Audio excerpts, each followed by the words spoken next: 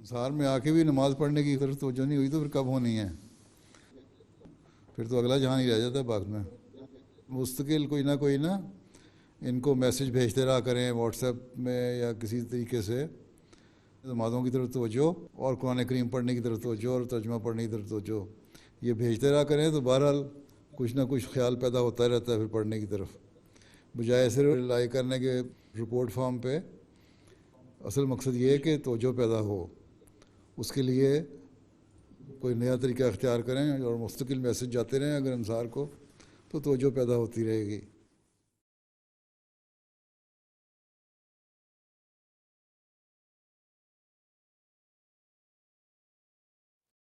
ہمارے جو تعلیم کا پرچہ ہے اس کے بہت کم رسپانس آتے ہیں، آلموسٹ 10% رسپانس آ رہا ہے، اور عاملہ کی طرف سے بھی نہیں کوئی اچھا رسپانس آتا. پہلے تو عاملہ سے شروع کریں نا. عاملہ کی طرف سے اگر نہیں آتا تو صدر صاحب سے کہیں ایسی عاملہ ممبران کو عاملہ سے نکال دیں. ہیں ایک ہی علاج ہے کہ جو عاملہ ایکٹیو ممبران نہیں ہے اور یہ جو بنیادی تعاون نہیں کرنے والے، اگر عاملہ والے خود نہیں کام کرے تو صرف افسر بنا کے تو نہیں بٹھانے کے لیے رکھے ہوئے ہم نے یہاں ہیں. اب یہ کہتے ہیں آپ کے قائد صاحب عمومی حوصلہ شکنی ہوتی ہے.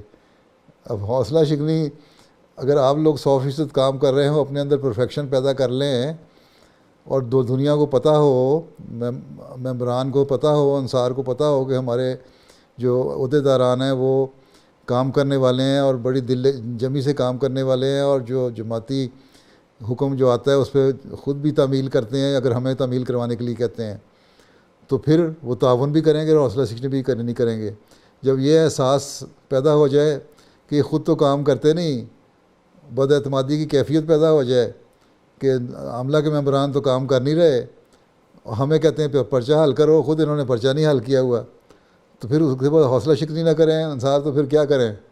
تو اس لیے ایسے ممبران جو تعاون نہیں کرتے، جماعتی کوئی بھی پروگرام جو آپ دیتے ہیں ایک ناصر کے لیے، اس میں اگر عاملہ ممبران نچلی سطح سے لے کے مرکزی سطح تک اگر تعاون نہیں کرتا تو صدر صاحب کا کام ہے وہ مجھے لکھیں کہ یہ تعاون کرنے والے نہیں ہیں اس لیے ان کو ہٹا دیا جائے، اور ان کو بتایا جائے کہ تمہارے میں یہ کمزوریاں ہیں اس کی وجہ سے تمہیں ہٹایا جا رہا ہے، تاکہ ان کو احساس بھی پیدا ہو کہ صرف عہدہ لینے کے لیے عہدے دار نہ بنے بلکہ خدمت کرنے کے لیے بنے. اور جب اس طرح کی سوچ پیدا ہوگی تو قائد صاحب عمومی کا سوال کا جواب بھی مل جائے گا، لوگ پھر تعاون بھی کریں گے کیونکہ اعتماد کی فضا قائم ہوگی.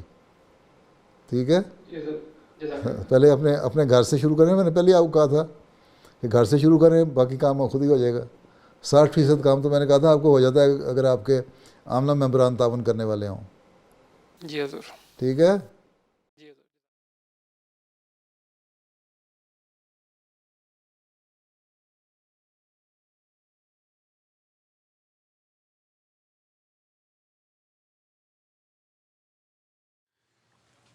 پھر ایک حدیث میں آتا ہے حضرت صلی اللہ علیہ وسلم نے فرمایا کہ کوئی عہدہ اور ایسا مقام جس میں اختیار دیا گیا ہو لوگوں کے معاملات دیکھنے کا یا لوگوں کو نگران مقرر کیا گیا ہو تو یہ بھی ایک امانت ہے.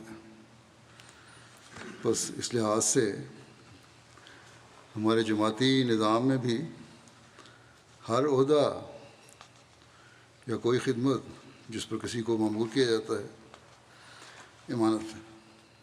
اور ہمیشہ یہ خیال رکھنا چاہیے کہ اللہ تعالیٰ نے ہمیں خدمت کا موقع دیا ہے تو اس کے فضلوں کو حاصل کرنے کے لیے ہمیں ہر قسم کے ذاتی مفاد سے بالا ہو کر اپنے کام کو اللہ تعالیٰ کی خوشنودی حاصل کرنے کے لیے سر انجام دینا چاہیے. آپ کو مقرر کیا گیا ہے کہ افراد جماعت کی خدمت کریں، نہ یہ کہ ان پر کسی قسم کی افسر شاہی کا روب ڈالیں کہ اپنے اندر عاجزی پیدا کریں، اور جو ذمہ داری دی گئی ہے اسے اس کا حق ادا کرتے ہوئے ادا کرنے کی کوشش کریں.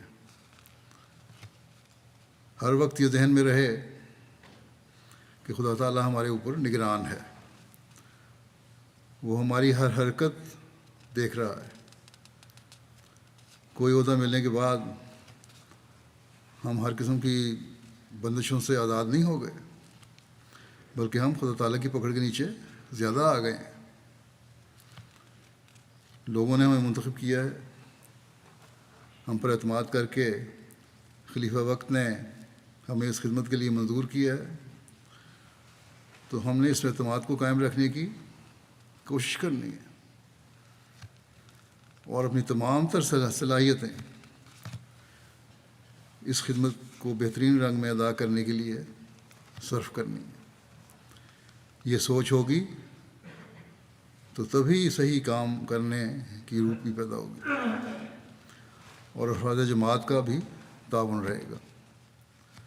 بس ہمارے لیے تو ہر لمحہ بڑی فکر سے گزارنے کی ضرورت ہے، ہر قدم بڑا پھونک پھونک کر اٹھانے کی ضرورت ہے.